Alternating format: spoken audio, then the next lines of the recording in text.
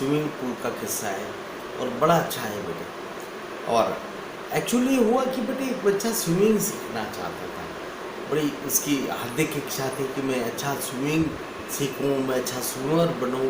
कोई कंपटीशन में भाग नहीं लेना, मगर अपने सेल्फ एंजॉयमेंट, अपने मौज के लिए। तो वो पता करा कि भाई पूल कहाँ अच्छा है, ट्रेनर कहाँ अच्छे। ठीक उसी तरह जैसे आपने पता किया, आपकी उत्कंठा है, आपकी इच्छा है कि आप ये चाहते हैं कि भाई ये देखूं कि मैं इंग्लिश सीखना चाहता हूँ, तो क्या चैनल देखूं, कौन सा ज्वाइन करूं, कहाँ जाऊं, क्या करूं, कौन सा इंस्टीट्यूट जाऊं, ये कहाँ है। आपने वो संभव है कि प्रयास भी किए होंगे और काफ़ी उसके अच्छे परिणाम भी मिले होंगे और अभी मिल रहे होंगे। हुआ कुछ यूँ कि वो बच्चे ने वहाँ पे जाके पूल में बात की, 12वीं पढ़ ली, डिटेल लिया, एक फॉर्म दे दिया गया। तो उसने फॉर्म भर दिया, जो भी नॉमिनल फीस वगैरह ये जो भी कुछ फॉर्मेलिटी होती है, उसने कहा साहब एक बार मेरे को ट्रेनर से मिलवा दो। तो उन्होंने कहा ठीक है, अच्छा कल आ जाइए। तो ट्रेनर से मिलवाया। बोले सर मेरे को बिल्कुल बिल्कुल भी स्विमिंग नहीं आती, बिल्कुल नहीं आती, शुरू से सिखाना पड़ेगा। जैसे मैं भी यहाँ पे इंग्लिश आपको शुरू से सिखा रहा हूँ। आपने इसके पहले भी एक इंट्रो, ये सेकंड लेक्चर है, इंट्रोडक्टरी सेकंड लेक्चर, यानी ये शुरुआती दौर के दूसरा लेक्चर है। इसके पहले भी एक लेक्चर रिकॉर्ड हुआ है, इसको जरूर देखिए बेटे, तभी वो क्रम बन पाएगा। आपने यदि उसको अवलोकन नहीं किया है, देखा नहीं है, तो एक बार आप देख लीजिएगा, फुली ऑब्जर्व कर लीजिएगा। तो जैसे उस बच्चे ने कहा कि ठीक है, तो उन्होंने कहा well it's okay, come tomorrow morning 6 o'clock and I will tell you how to swim. उसने बता दिया मुझे कोई कंपटीशन में नहीं जाना, मैं बहुत अच्छे तरीके से ये चाहता हूँ कि भाई मैं अपने मस्ती के लिए सीखूँ। और उन्होंने कहा ठीक है, अच्छा कोई बात नहीं, आप आ जाइए, कल आप आइए 6 बजे, कॉस्ट्यूम्स लेके आइए, तैयारी करके आइए। कॉस्ट्यूम का मतलब होता है बेटे जो भी सामान होता है, जैसे चड्डी वगैरह जो तैरने के लिए विशेष तौर से प्रयोग होते हैं, उन्हें कॉस्ट्यूम बोलते हैं। तो कॉस्ट्यूम्स लेके आइएगा, मैं आपको कल बताऊंगा, तैयार कर दूंगा। बच्चा आया अगले दिन बहुत उत्साहित, जैसे आप लोग होते हैं बेटे, बहुत उत्साहित, बहुत जोश से भरा हुआ। सर क्या करना है? उनका जाइए शावर लेके आइए। शावर यानी नहाइए बाथरूम में जाके। तो नहा लिया, गीला हो गया, ठीक है, ठंडा पानी से नहा लिया। उन्होंने कहा ठीक है सर, आई एम रेडी। उन्होंने कहा ओके खड़े हो जाइए। यस, तो पूल के पास खड़ा हो गया।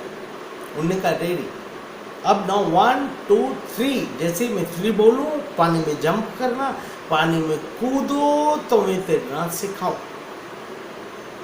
तो बच्चा बोला नहीं नहीं नहीं नहीं नहीं नहीं सर, पहले तैरना सिखा दो आप, तब मैं पानी में कूदूं।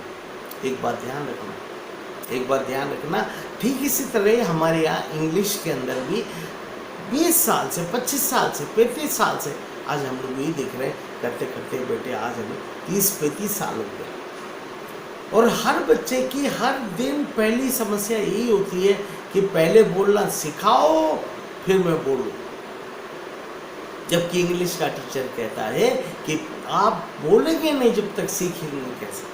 बस ये इस उदाहरण से इस बात को लिंक कर दो। और वो बच्चा बोल रहा नहीं, पहले आप बाहर ही मेरे को हवा में सिखा दो, फिर इसके बाद में पानी में कूदूँ। वो टीचर ने कहा भाई पानी में कूदना पड़ेगा, मैं हूँ ना, मैं नेशनल लेवल ट्रेनर हूँ, मैं एशियाड जीता हूँ, कोई दिक्कत नहीं आएगी, आपको कोई खतरा नहीं होगा, अगर आप कूदो तो सही। वो अड़ गया, बोले नहीं सर वो तो पॉसिबल नहीं है, मेरे यहाँ पे आप मान के चले कई बच्चे ये बोलते हैं कि भाई बहुत डर लग रहा, बहुत डर नहीं बोले। और अल्टीमेटली क्या होता है बेटा, धीरे धीरे उनका जोश बढ़ाते हैं, मोटिवेट करते हैं और गाइड करते हैं। तब 3 या 4 महीने बाद तो उस बच्चे या बच्ची को पहचान नहीं पाओगे आप, पहचान नहीं पाएंगे कि ये वही है। हाँ वक्त लगता है, पेशेंस लगता है, धैर्य लगता है। सुना होगा ना आपने बेटा, रस्सी आवत जात के पाथर पड़े निशान। वो एक पत्थर पर भी निशान पड़ सकता है यदि रस्सी सही तरीके से एक ही जगह आ रही है, जा रही है, आ रही है, जा रही है। वही बात यहाँ होती है कि when the rope will go again and again and again, तब पर्टिकुलरली जो स्पॉट है वो स्टोन पे भी आ जाता है, तो आप तो इंसान है, क्यों नहीं आएगा। और उसके बाद फिर उसके बाद तमाम सारी चीज़ें ऐसी सिखाने में आती है, बताने में आती है, बोलने में आती है कि बच्चा बहुत अच्छी तरह कंफर्टेबली उस चीज़ को सीख लेता है। इंट्रो में आज के सेकंड पार्ट के अंदर में खास तौर से आपको बताना चाहता हूँ कि दुनिया में 3-4 कलाएं हैं जिसे बोलते हैं नृत्य कला, वक्तृत्व कला, उदाहरण कला। नृत्य कला मान लीजिए, नृत्य यानी डांस। यदि मैं डांस करूं तो मेरे डांस करने से आप नहीं सीख जाएंगे, नृत्य कला। वक्तृत्व कला हो सकता है आप में से कुछ लोगों को मेरा बोलने का तरीका, उसका लहजा, उसकी अदायगी, संभव है कि थोड़ा सा बॉडी लैंग्वेज क्योंकि रिस्ट्रिक्शन है कि आज ये दिक्कत आती है कि भाई ऑनलाइन के अंदर हम बॉडी लैंग्वेज को उतना अच्छा नहीं कर पाते या आपको नहीं दिखा पाते। यहाँ गुरु वो परफॉर्म नहीं कर पाता, हाँ बट फिर भी काफ़ी कुछ तो कर पाता। भाई कोरोना 1 आया, कोरोना 2 हो गया, लगातार क्लासेस नहीं हो रही हैं, तो आज कुछ ना हो कि कुछ तो जरूर हो, ताकि आप धीरे धीरे ज्वाइन करें और धीरे धीरे उसको चीज़ को सीखें, जितना कर सके उतना तो करें। तो नृत्य कला, तारण कला और वक्तृत्व कला गुरु से देख के सीख के नहीं आ सकती, और जब तक गुरु को नहीं आती आपको नहीं आ सकती। यानी आपने हजारों लोग देखे होंगे, जैसे मान लो कोई कॉन्वेंट एजुकेटेड है या कहीं अच्छे स्कूल का पढ़ा होगा, भगवान की दया से उसकी इंग्लिश अच्छी होती है, स्पेलिंग अच्छी होती है, और आज सभी लोग चाहते हैं बेटे कि अच्छे स्कूल पढ़ाए, मगर कई लोगों के साथ ये दुर्दिन था कि उनको स्कूल अच्छा नहीं मिल पाया, शायद गुरु भी अच्छे नहीं मिल पाए। और इसी कारण क्या होता है कि वो कई ऐसे स्थान हैं जहाँ पर अंग्रेजी बोलने में हिचकते हैं या डरते हैं, ये घबरा जाते हैं। लोग क्यों हिचकते हैं, घबराते हैं, मैं आगे वीडियो में बताऊंगा आपको, आगे इस चीज़ को भी क्लियर करूंगा। डर को कैसे भी निकाला जाए ये भी आपके लिए जानना बड़ा आवश्यक है। मैं अभी आपको मुख्य बात बता रहा हूँ बेटे, नृत्य कला सीखना है तो सिर्फ जो व्यक्ति स्वयं डांस करता है वो डांस करके आपको सिखा नहीं सकता, जब तक आपसे न करवाए, फिर दोबारा वो करे और आपने जो किया उसकी कमियां बताए, बारीकियां बताए, गलतियां बताए। ऐसे तैरने में पानी में कूदना तो पड़ेगा, डूबने का डर निकाल दो।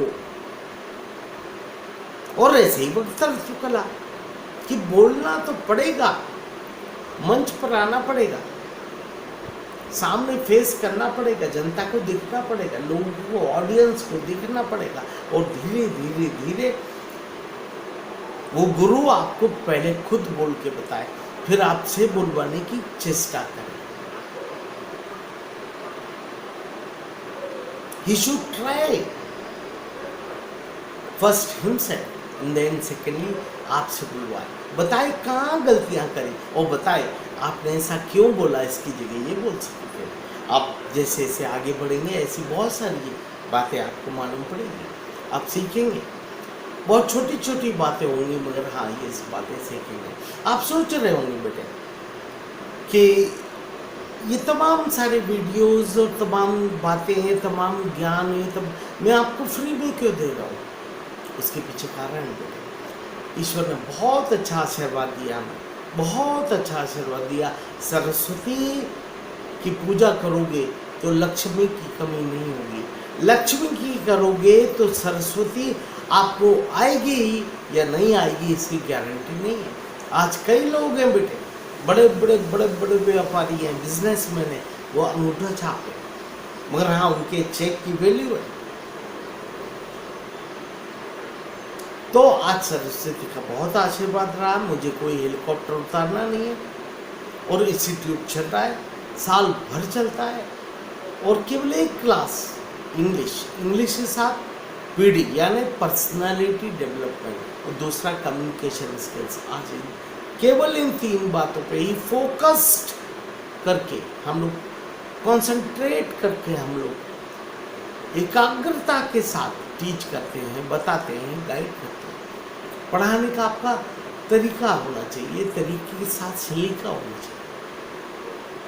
बच्चे का डर निकालना आसान नहीं है बेटे। जो पानी में तैर रहा है वो डर में रहता है कि वो कभी भी डूबेगा, बस वो उतना ही डर निकालना है।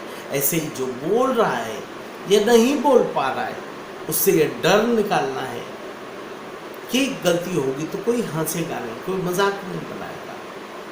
आज बड़ा प्यारा फैमिली है। आज हमारे इंस्टीट्यूट के कई बच्चे बहुत अच्छी जगह पहुंच गए और बड़ा अच्छा परिवार है, पारिवारिक माहौल है। मैं चाहूँगा बेटे आप भी इसके मेंबर बने, बहुत अच्छी बात है। So nice to all of you, best of luck, may God bless you everybody.